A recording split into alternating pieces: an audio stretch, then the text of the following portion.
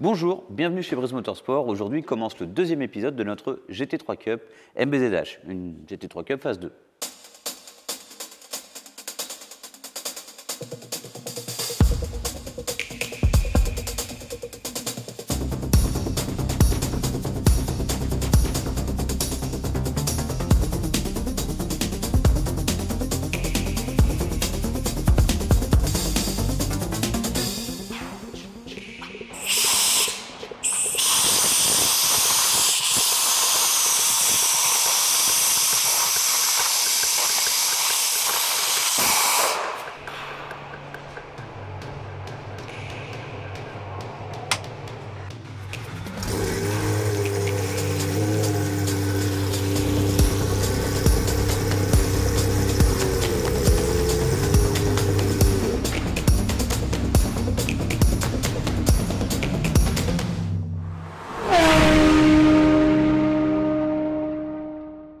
Le premier épisode étant la présentation de cette voiture et la remise, allez, on l'a remise toute belle. Maintenant commence la préparation, puisque notre précédente GT3 Cup avait la partie échappement, dun-dun. Là, on rajoute la partie admission. Là-dedans, il y a quelques subtilités, un plénum et un papillon gros diamètre concernant la partie entrée d'air. Concernant l'échappement, on réutilise le même silencieux et la petite subtilité pour vous qui suivez quasiment toutes nos vidéos, ceci est le collecteur de notre 992 GT3 de route, mais c'est également le collecteur qui pourrait aller sur une 91. Donc on le disait, ces voitures sont assez similaires. On a un collecteur race qui est d'occasion, puisqu'il a déjà roulé sur notre 92. Ici, on a l'échappement loud qui était sur notre GT3 phase 1, le 3,8 litres.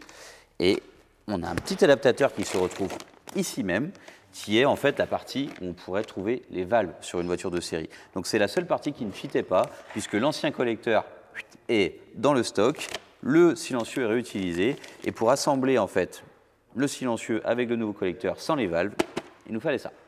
On peut facilement imaginer le cheminement, mais pour que vous compreniez pourquoi il nous manquait un morceau, c'est que toutes les versions de collecteurs de 91 phase 1 et 2 en fait avaient les valves, puisqu'il n'y a que sur notre précédente Cup, mais qui avait un 3,8 litres, un Messger, un moteur de 9,97, qu'on avait pu utiliser ces éléments. Alors, celui-ci permet tout simplement de supprimer les valves, je vous l'ai dit, et sur le silencieux, vous pouvez remarquer que, juste ici, on a un trou qui est bouché. C'est celui où les valves viendraient faire passer les gaz d'échappement dans un cheminement plus court ou plus long. Là, on n'en a pas besoin. Vous allez nous dire, c'est de l'occasion et c'est déjà tout rouillé. L'Inconel arrive comme ça. C'est mieux que le titane, c'est de l'inox mais vraiment solide. Et vous voyez, les soudures, c'est tout beau, mais ça ne dure pas, puisque celui-ci a quand même fait 2 saisons de roulage avec la 991 Cup phase 1, et celui-ci qui a roulé un petit peu sur 992, mais finalement pas beaucoup. Donc ça change assez vite d'aspect, mais par contre, ça n'enlève en aucun cas la solidité et l'efficacité. On va pouvoir ensuite comparer avec la voiture, mais vous le voyez, elle est en plein setup châssis. On la règle pour attaquer notre manche au Castellet dans 3 jours. Donc on a un petit peu la pression, le timing est toujours serré.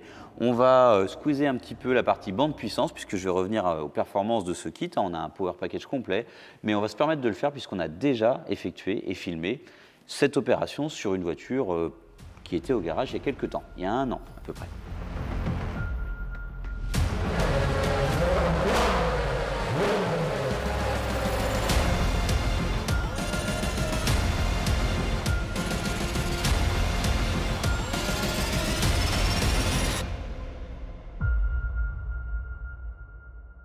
« 50 chevaux.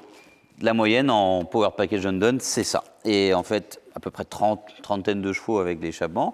Et le reste avec cette partie qu'on va démonter de suite. Alors, sur une Cup, c'est assez simple. On a un plénum. La partie boîte à air, en fait, est déjà différente d'une GT3 de série. Donc, on ne va pas travailler beaucoup là-dessus. Le papillon gros diamètre, je vais le déballer également.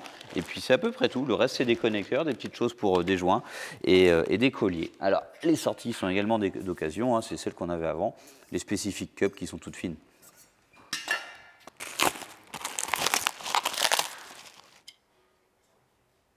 On déballe la deuxième grosse pièce de l'admission. Et j'ai hâte d'avoir les autres pièces de démonter pour comparer, même si on l'a déjà fait. Ça fait 1 an. Et les souvenirs vont me revenir. C'est de la pièce, enfin, ce qui est intéressant, c'est toujours les volumes. C'est pour faire passer de l'air, c'est certain, mais tout est majoré. Le papillon va venir se fixer ici. Et après, bon, comme je vous le disais, hein, du joint, des colliers, des petites bêtises pour pouvoir fixer tout ça. Sur une voiture de course, ça va relativement vite. On démonte le PC pour la partie échappement. On a assez facilement accès à la partie admission. Il va quand même falloir enlever l'aileron pour ne pas se couper la tête. Et j'ai hâte de l'essayer, puisque là, d'origine, c'est quand même pas ça. Alors, avec la partie admission, c'est de la puissance en plus, mais la sonorité, c'est important aussi sur un flat 6 et sur n'importe quelle voiture d'ailleurs. La sonorité, c'est important, et en Ultimate Cup Series, on peut faire du bruit, puisqu'on a des catégories de voitures qui sont extrêmement bruyantes, comme les LMP2, les LMP3, qui sont des protos. Donc, on peut se permettre de rouler avec la version loud. Alors, on voulait tenter le crack pipe, mais ça faisait quand même un petit peu de choses supplémentaires en investissement pour ce début de saison. Peut-être pour une prochaine fois. Alors, en tout cas, la version loud, bruyante, et la version Decata, hein. Ici, on ne se pose pas de problème de pollution. Donc, on a des collecteurs longs, décatalysés, version race. Tout ça pour exhauster la mélodie de ce flat 6 atmosphérique, puisque c'est encore important. On est sur des moteurs qui ont vraiment une jolie sonorité.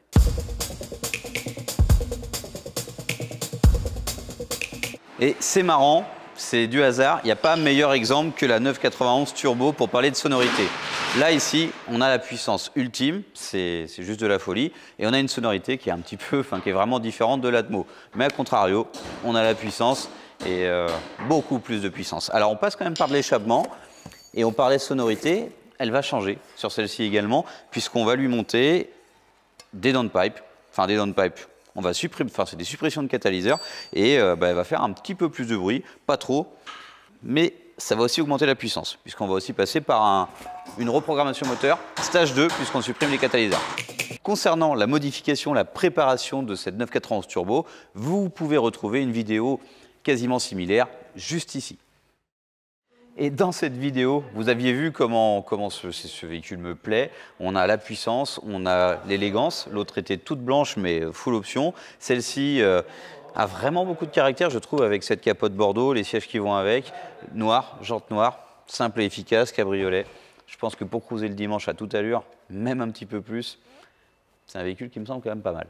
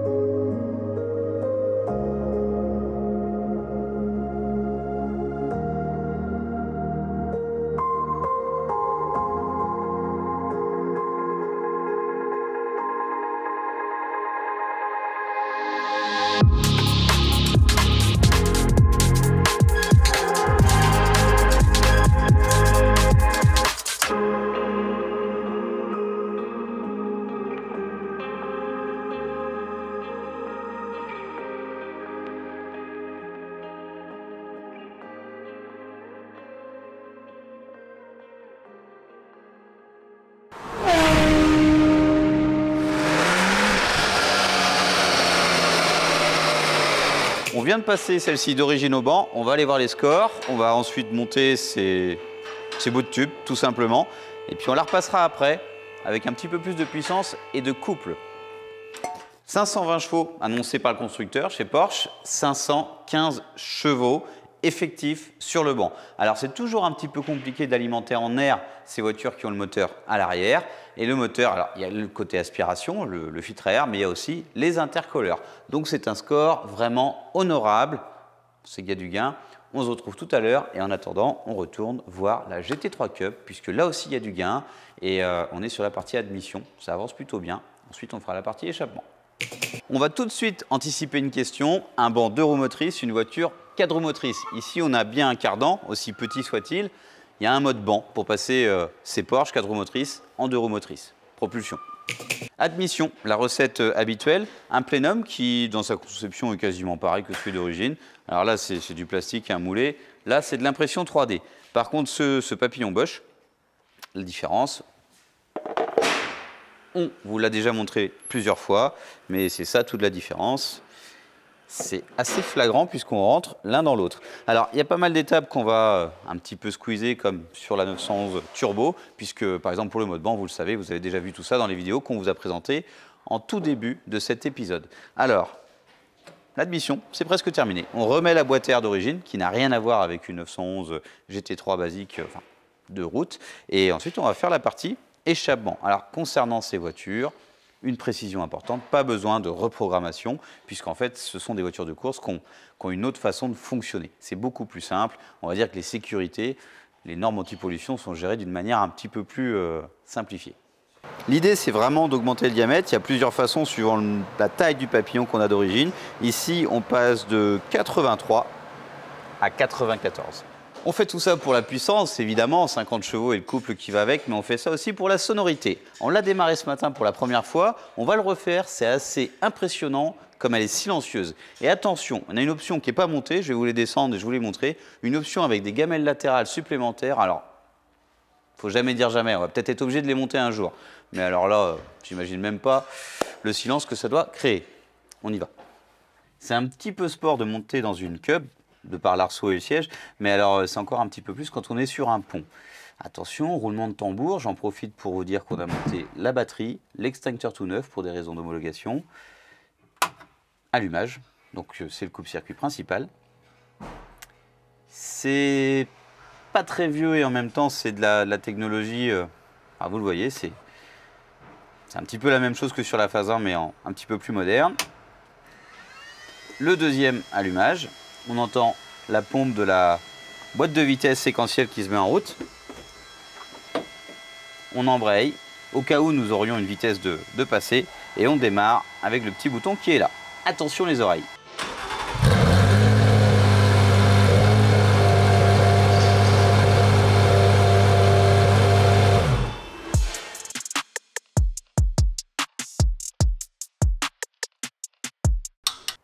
Reparlons des performances, et ça c'est lié au collecteur, la performance.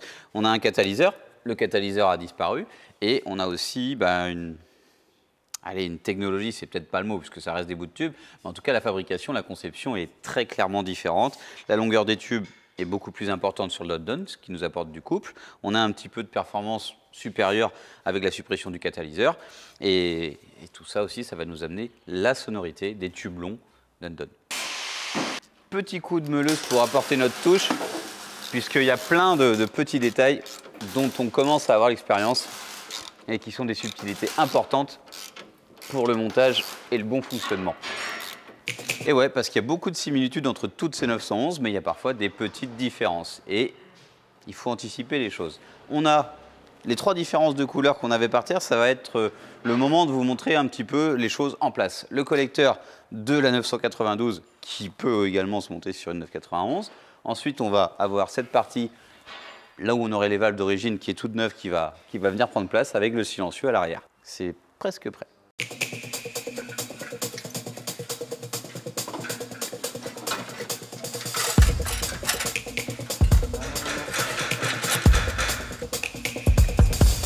Une sonde lambda. Tout à l'heure, on parlait des systèmes anti-pollution, on supprime les katas. Et on n'a qu'une sonde. Donc normalement, on a une sonde avant kata et après kata. C'est celle qui détecte en fait, c'est l'ensemble de ces deux sondes en fait qui détecte que il y en a plus quand on le supprime. Là, il y en a qu'une, donc il n'y a pas de problème. Voyant moteur écarté. Quelques ajustements, on remonte tout ça et ce sera bon pour aller tester dans quelques jours. C'est même plus que quelques jours, c'est dans 2 jours la première manche de l'Ultimate Cup Series au Castellet. Pendant ce temps, la 911 Turbo nous donne un petit peu de fil à retordre. Les échappements sont souvent démontés sur ce genre de voiture, mais pas là. Et vous le savez, les Porsche, c'est assez exposé à l'eau. Et ça provoque une corrosion qui fait que le démontage est assez long. Allez, on termine celle-ci. On continue à parler un petit peu de celle-là. En tout cas, celle-ci, on a hâte de l'essayer. On a un bon souvenir de la précédente. Ça marche.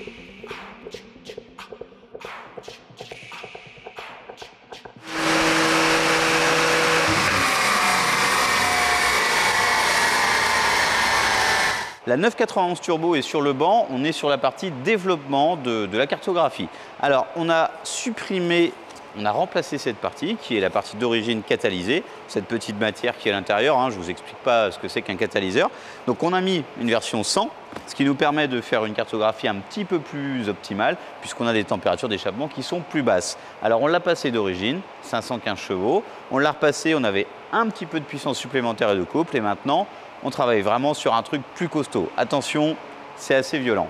Nous avions choisi la marque Quicksilver, la fois précédente nous avions choisi Super Spring. C'est kiff-kiff, c'est une question de disponibilité et de préférence, mais ça vaut, c'est à peu près la même chose.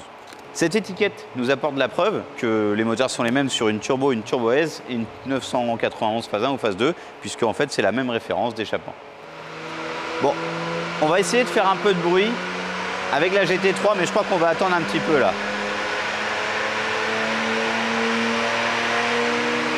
Essayons de parler de la 991 GT3. Pas évident. Quand je vous dis que ça envoie une 911 turbo, vous l'avez entendu, ça fait plus de 600 chevaux, plus de 800 Nm. Il se passe quelque chose quand même, donc ça envoie. On va parler de quelque chose de différent. On retourne sur notre voiture de course. La manche du CS, c'est pour après-demain. Et je vous ai parlé de cet échappement qui ne nous concerne pas vraiment puisqu'on ne va pas le monter. Mais je ne voulais pas montrer. C'est dommage. C'est quelque chose qu'on rajoute, qui sert sur certains circuits et certaines coupes de marque où c'est obligatoire. Donc c'est une gamelle supplémentaire qu'on vient rajouter ici dans le pare-choc. Alors c'est pas ce qui nous intéresse, mais je vous en ai parlé, donc je voulais vous le montrer. Maintenant, démarrons cette GT3 équipée du nouvel échappement Dundon.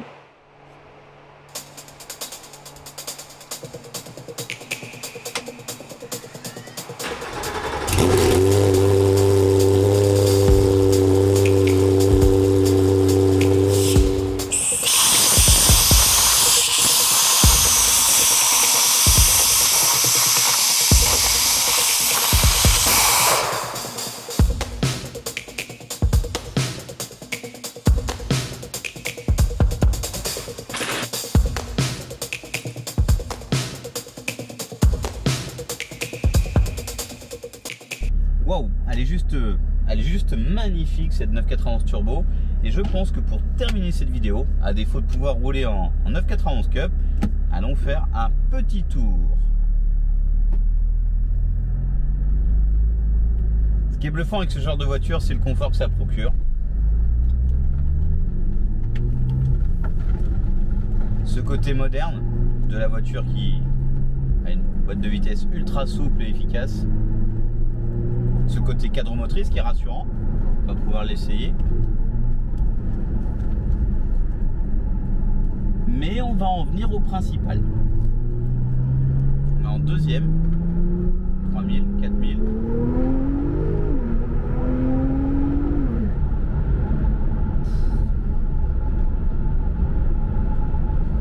Il n'y a pas trop de choses à rajouter.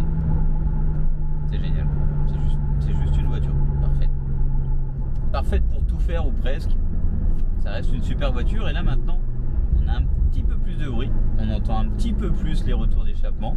Juste ce qu'il faut. Il ne faudrait pas que ça devienne casse-tête. C'est pas une voiture qui est faite exclusivement pour le circuit. Mais elle peut en faire. Et ça pousse. Ça pousse beaucoup.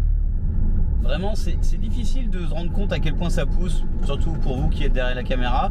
Mais si on fait un petit essai en deuxième, hein, sans aller dans la bêtise.